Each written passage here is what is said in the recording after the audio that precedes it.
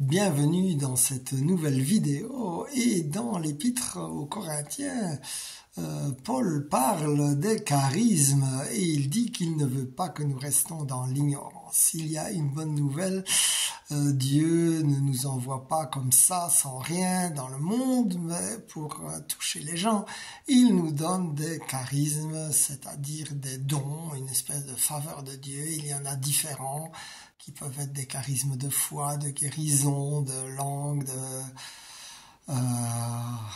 d'opérer des miracles. Enfin, il y en a toute une série que cite saint Paul. Il faut dire qu'après, pour les exercer, le chapitre suivant, eh bien, c'est que cela n'a de sens que dans la compassion et dans l'amour.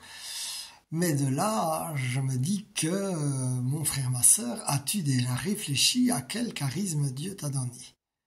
Parce que saint Paul ne dit pas qu'il a été oublié, il dit qu'il y a des charismes pour le service et que voilà, chaque membre du corps est différent, chacun a des charismes différents, mais nous en avons tous.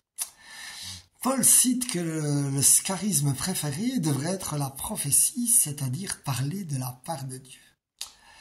Alors bien sûr, il y a vraiment des ministères de prophètes qui ont des dons particuliers, mais lorsque, comme dit Paul, tu encourages, tu exhortes ou tu consoles, tu parles de la part de Dieu. Et ça, j'allais dire, tu peux l'apprendre dès aujourd'hui en regardant quelqu'un qui souffre autour de toi, en allant lui parler et en l'encourageant et en le consolant.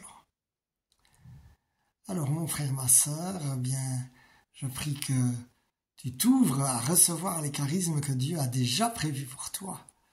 Et que ce soit pour sa grande gloire et ta grande joie. In Jesus' name, Amen, Amen, Amen.